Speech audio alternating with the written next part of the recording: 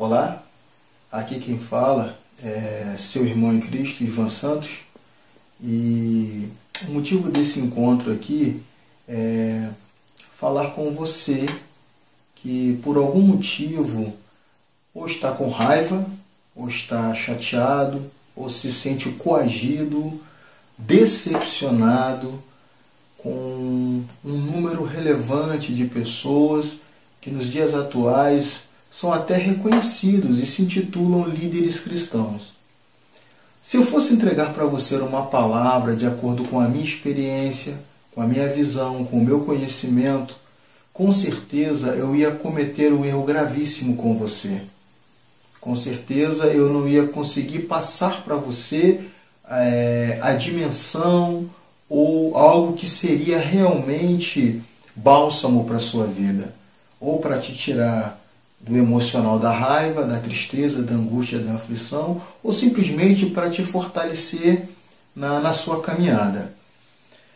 Sabendo disso, nós temos como recurso para todos os momentos que vivemos e enfrentamos a palavra de Deus, que é a nossa regra de fé e prática.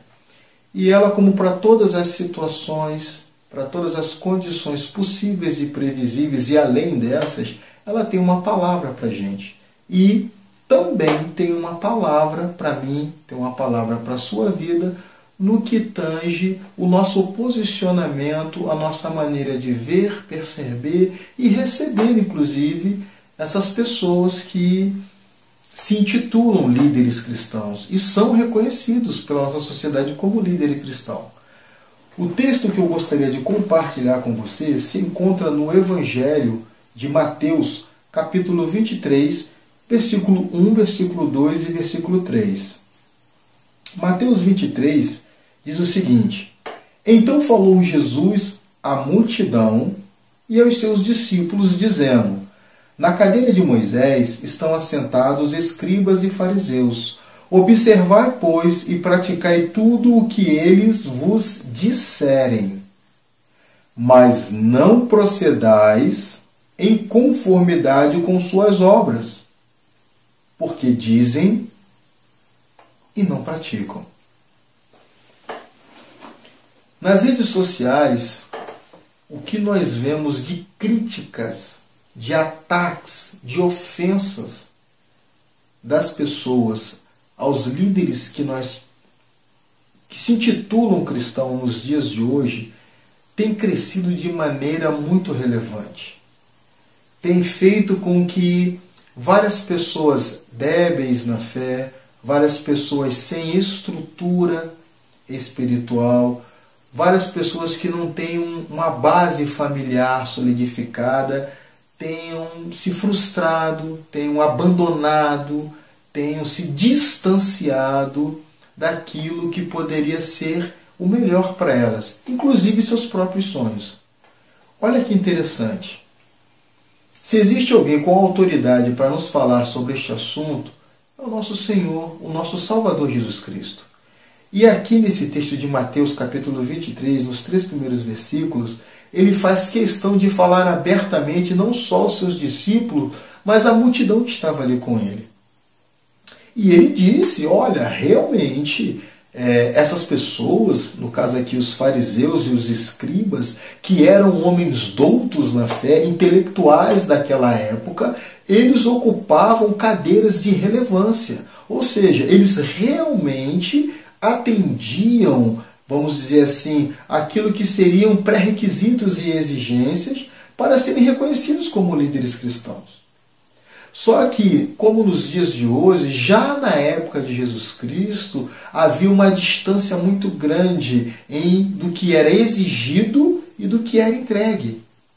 Havia um abismo entre o que esses líderes cristãos pregavam, falavam, e do que eles entregavam em suas próprias vidas. Jesus Cristo, olha que interessante, Paulo, mais à frente, ele fala algo que é bem linkado com isso. Ele diz o seguinte: examinai tudo, retende o que é bom. Olha que interessante. Aqui o que Jesus Cristo faz? Ele nos diz o seguinte: olha, esses homens, eles estão falando algo que não é deles. algo que vem do Pai. Eles estão falando daquilo que foi entregue através da palavra, daquilo que foi entregue através de Moisés, daquilo que foi entregue aos grandes profetas até aquele momento. Só que é importante que vocês percebam também que, falando o que eles entregam, eles não praticam o que professam. Então, da mesma forma, o que Jesus Cristo nos orienta? Olhe, eles estão numa cadeira, e numa cadeira de alta relevância, uma cadeira de alta importância para o contexto daquela época. Então, preste atenção no que eles estão falando e cuide de observar aquilo que eles estão entregando na palavra, naquilo que veio da parte de Deus. Mas, observando a sua conduta, o seu comportamento, façam exatamente aquilo que não seja paralelo com aquilo, que não concorde com aquilo em que eles estão entregando em seu comportamento. Olha que interessante. Se você pegar o livro de Mateus nesse capítulo, mais na frente, Jesus Cristo, o próprio Jesus Cristo, adjetiva essas pessoas de diversas formas. Condutores cegos, hipócritas. E Jesus já entrega o destino que esperam essas pessoas. Ele também nos mostra qual é o estereótipo dessas pessoas. São pessoas que atam fardos pesados nos ombros das ovelhas.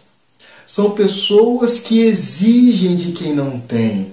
São pessoas que buscam para si ser o centro das atenções. O evangelho que elas professam mostram elas como autoridade muito maior nos diversos momentos em que elas se apresentam do que o próprio Jesus Cristo. Então, neste livro, o mais importante, nesse texto que nós lemos aqui, o mais importante que eu queria deixar para você é, primeiro, não se sinta mal com essas pessoas. Não se permita ter raiva delas. Não se permita ficar triste com elas. Não se permita isso.